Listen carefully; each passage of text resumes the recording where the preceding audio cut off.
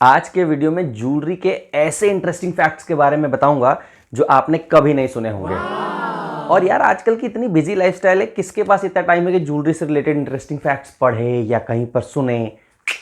तो फिर ये 5 मिनट का वीडियो देख लो और आपको ऐसे इंटरेस्टिंग फैक्ट्स पता चल जाएंगे कि फिर आप भी चौड़े होकर घूमोगे और बोलोगे कि यार तेरे को पता है कोहिनूर हीरा दुनिया का सबसे महंगा हीरा नहीं है। ओ, थोड़ा जल्दी बता दिया। ऐसे बहुत सारे इंटरेस्टिंग फैक्ट्स आगे मैं बताने वाला हूं, तो चलिए शुरू करते हैं अपना वीडियो। हाय, आप सभी खूबसूरत दोस्तों को मेरा नमस्ते। मैं हूं सौमित्र, आपका jewellery expert from Dazzles fashion and costume jewellery.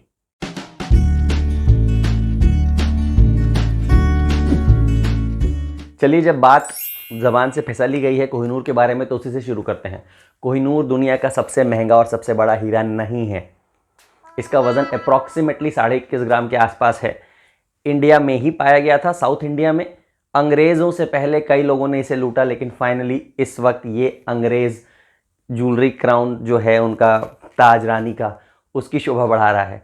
इसकी कीमत का कोई अंदाज़ा नहीं है क्योंकि ब्लैक मार्केट में इसकी कीमत 100 करोड़ के आसपास भी जा सकती है, बट जब बिकेगा तब पता चलेगी ना कीमत। तो इसलिए सब लोग अपना अपना अंदाज़ा लगाते रहते हैं।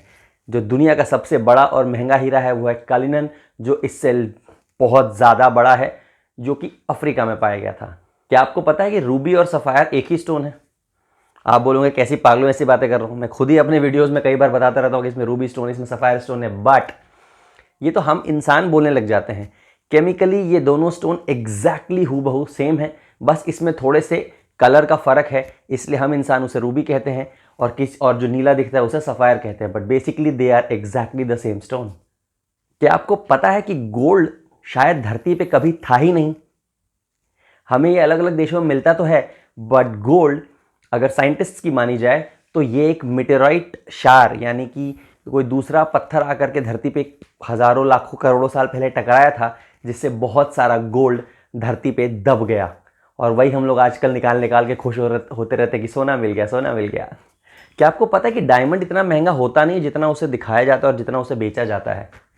वर्ल्ड की सबसे बड़ी मार्केटिंग स्ट्रैटेजी का ये एक जीता जागता नमूना है। किसी चीज़ को इतना महंगा कर दो कि उसके लिए अट्रैक्शन इतना ज़्यादा बढ़ जाए कि उसकी कीमत अगर नीचे गिराओगे तो उसकी वैल्यू कम हो जाएगी। डायमंड्स की कीमत हमेशा से इतनी ऊपर रखी गई कि उसकी वैल्यू इंसान की नज़र में हमेशा ऊपर रही और डायमंड कभी सस्ता हुआ ही नहीं। कोई भी चीज़ महंगी तब होती है जब वो बहुत रेयर होती है और उसकी डिमांड किसी वजह से बढ़ती है। डिमांड की बात तो है डायमंड में, क्योंकि उसकी चमक ऐसी है, उसकी शाइन ऐसी है, उसकी प्रॉपर्टीज ऐसी हैं, बट ये रेयर नहीं है। इनफैक्ट आपको जान के आश्चर्य होगा कि दुनिया का सबसे रेयर प्रेशियस मेटल जो है वो है प्लैटिनम।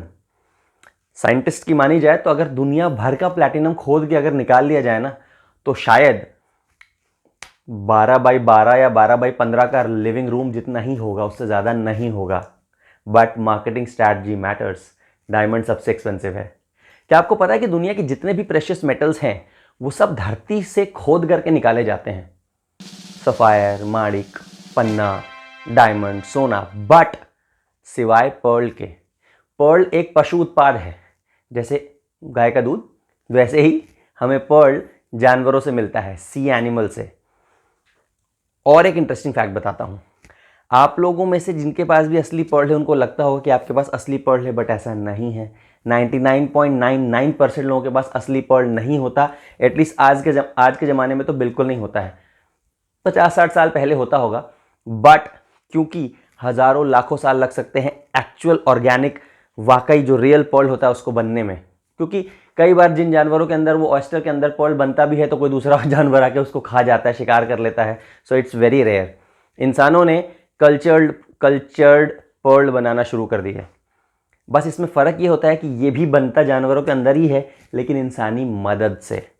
सो आप ओरिजिनल पर्ल नहीं पहन रहे हैं, कल्चर्ड पर्ल पहन रहे हैं। और हाँ, पर्ल एक लौता ऐसा जेमस्टोन है जिसको धोना या फिर शाइन करना या स्क्रब करना, इन सब की ज़रूरत नहीं होती है। वो नेचुरली ही उतना अमेजिंग होता है।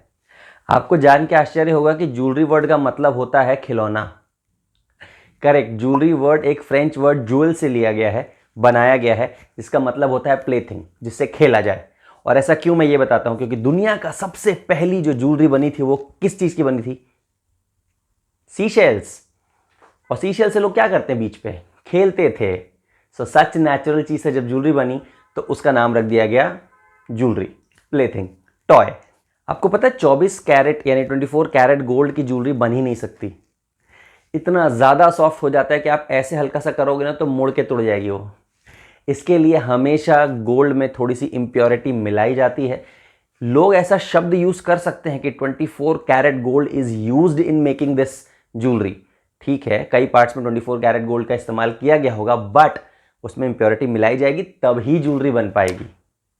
क्या आपको पता है कि डायमंड सिर्फ शाइनिंग ट्रांसपेरेंट कलर के नहीं होते हैं, कलरफुल भी होते हैं। कुछ लोगों को लगता है कि जो कलरफुल होते हैं वो नकली होते हैं और सस्ते होते हैं, बल्कि एग्जैक्टली ट्रूथ इसके ऑपोजिट है। जो कलरफुल डायमंड्स होते हैं वो और रेयर होते हैं, वो और ज़्यादा महंगे होते हैं। आपने पिंक पैंथर मूवी सुनी होगी आई एम श्योर, तो आप समझ गए होंगे कि ऐसे डायमंड्स रेयर होते हैं और बहुत बहुत बहुत एक्सपेंसिव होते हैं। गोल्ड को इजिप्ट में कहा जाता था कि ये गॉड का फ्लैश है, nothing else, because sun rays से इसकी रिजेम्बलेंस होती थी, इसलिए ऐसा माना जाता है। क्या आपको पता है कि इजिप्ट से ही इस बात की चर्चा शुरू हुई कि इंडिया सोने की चिड़िया है। आपने सुना होगा ना कि इंडिया सोने की चिड़िया, तो ये अफवाह तो नहीं थी, ये सच था। बट ये बात निकली कहाँ से? इजिप्ट से। इसके पीछे का कारण क्या है पता है आपको? क्योंकि इंडिया में सोना बहुत था, इंडिया में इसको साइन ऑफ प्रॉस्पेरिटी माना जाता था। इंडिया उस टाइम पे जितनी भी चीज़ें वर्ल्ड को एक्सपोर्ट करता था, खास करके इजिप्ट को, क्योंकि इजिप्ट भी उस वक्त बहुत बड़ा इकोनॉमिक सेंटर होता था दुनिया का। तो जितनी भी चीज़ें, चाहे वो कॉटन हो, चाहे वो शराब हो, चाहे वो एनीथिंग, गेहूं हो, राइस हो, फूड आइटम्स हो, मसाले हो, उसके बदले में वो उनसे गोल्ड ले लेता था। तो आखिर में वो लोग सोचते थे कि इंडिया इतना सारा गोल्ड लेता क्यों है? तो ये बात निकली कि ज़रूर ये सोने की चिड़िया है, तभी ये लोग और सोना इकट्ठा करते रहते हैं। तो वहाँ से ये बात निकली, और जो कि फैक्ट भी था, इंडिया सोने की चिड़िया थी, बहुत संपन्न देश था। इनफैक्ट उस टाइम पे इंडिया दुनिया की जीडीपी का 25% कंट्रीब्यूट करता था। यानी सोचिए, दुनिया के जितना भी जीडीपी उसका 1/4 इंडिया की जीडीपी थी। और जब अंग्रेज भारत से गए हैं ना, तब इंडिया की जीडीपी वर्ल्ड के कंट्रीब्यूशन में घट करके 1 से 2% रह गई थी। ये वो इंटरेस्टिंग फैक्ट थे ज्वेलरी के बारे में जो मुझे पता थे। आपको भी कोई इंटरेस्टिंग फैक्ट पता है तो नीचे कमेंट में बताइए, मुझे पढ़ने में मज़ा आएगा, और भी जो हमारे रीडर्स हैं उनको भी पढ़ने में बहुत मज़ा आएगा। आप में से जो लोग नए हैं, इस चैनल के बहुत सारे यूजफुल वीडियोस हैं। ये वीडियो तो मैंने सिर्फ ज्वेलरी की नॉलेज और इंटरेस्टिंग फैक्ट्स बताने के लिए बनाया है, बट ज्वेलरी गाइडेंस के लिए अमेजिंग वीडियोस हैं। डू चेक देम आउट, और जब पसंद आए तो do subscribe to our channel. It's the only jewellery specific channel of India. Okay, आपके दिमाग में कोई भी डाउट है, कमेंट है, आप में जो लोग भी पूछते हैं ना कि साड़ी से मैचिंग में क्या पहनूं, तो प्लीज़ मुझे इमेज मेल ज़रूर किया कीजिए, तो मैं आपकी बातों का जल्दी रिप्लाई कर पाऊंगा। मिलते हैं अगले हफ्ते with a brand new topic only suggested by my subscribers only. I am Saumitra, signing off for now, your jewelry expert from Dazzle's Fashion and Costume Jewelry.